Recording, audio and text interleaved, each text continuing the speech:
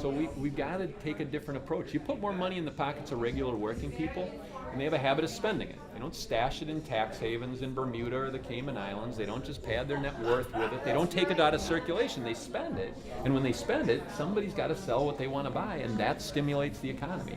That's the way we create a more vibrant economy here. It's a very different approach than corporate welfare or crony capitalism. Yesterday, both Scott Walker and Josh Pate, unlikely allies, called on Matt Flynn to get out of the race based on his work with you. They both called on Matt Flynn. Who did? Scott Walker and Josh Pate. Yeah. I thought was there a second Democrat? I did see Josh. Yeah, and then Josh I saw did, and Walker did. Obviously, Walker, he's in the other party, but they've called him to get out of the race based on his work with the Archdiocese. What do you think of that? This is actually an example of one of the many reasons why I think it's irresponsible to make a party loyalty pledge and say that you'll endorse a nominee no matter who that is.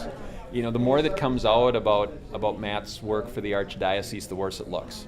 And I don't think he was forthcoming enough about his role. If he had just come clean at the very beginning and just come out and said, this is the whole story, but the story keeps kind of seeping out there, and it looks worse all the time. So to me, that's exactly why you just shouldn't make a party loyalty pledge and say that you'll endorse a nominee no matter who it ends up being. I just disagree with the rest of my fellow candidates on this. I got a lot of other reasons why I think it's a mistake to make those pledges, but this is an example of one of those reasons. So I stand by my decision. You just don't endorse somebody until after the people have spoken. Does that mean you would have a problem supporting him if he were the nominee? There are a number of candidates who I have varying degrees of discomfort with, but I want the people to decide on August 14th, and it looks worse and worse for Matt with this whole story. But I think it's ultimately up to the voters to decide, and I'm just going to focus on my job in reaching out to voters and making a case that we need a really different kind of leadership. But this kind of, I didn't foresee this, but it's the kind of thing that was on my mind when I said it's just a mistake to make a pledge based solely on what letter you have behind your name. It's just I just think party loyalty pledges are a mistake. So now you've got a whole bunch of other candidates in the race who said that they would endorse whoever the nominee is, and Josh already has now backed off that and said, well, there's at least one candidate that he's uncomfortable with. So it's. Thank you so much. Okay. So some candidates are getting up on TV in the final weeks of the race. Is that going to be something on your radar at all, or does it concern you at all that other people are getting on TV and you might not be? Yeah, I think the power of television advertising in election campaigns is dropping.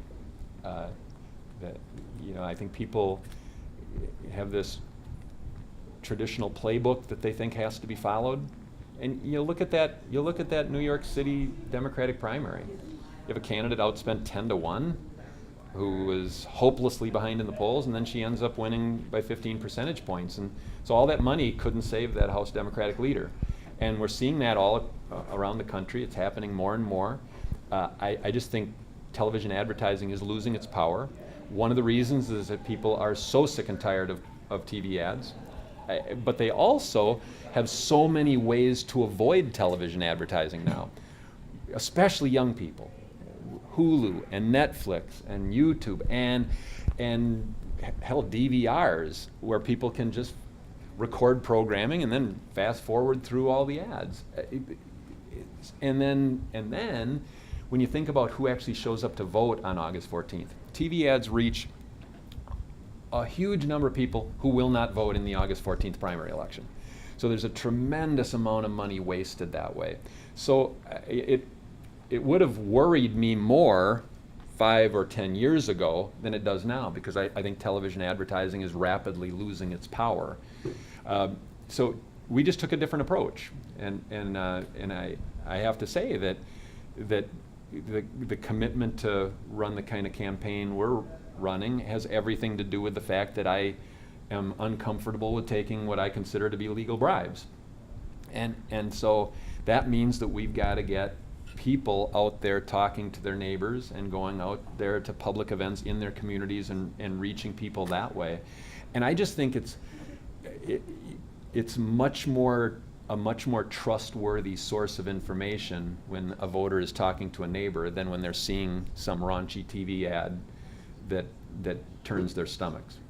And that's what we're banking on, is that idea that people do have the power to reach out to each other and get a message out there about the kind of change that they want to see, and it doesn't have to require TV advertising.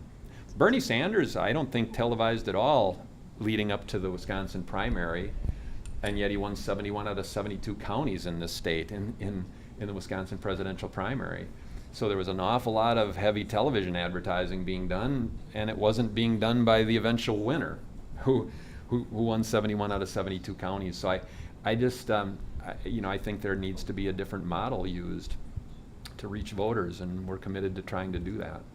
And it's not a certain path, but to me, the certain path, the certain outcome of heavy reliance on money and television advertising is that we end up doomed with a government that behaves exactly the way this government behaves, just serving those at the top and ignoring the wishes of everybody else. And so I just want to give people an opportunity to break free of that.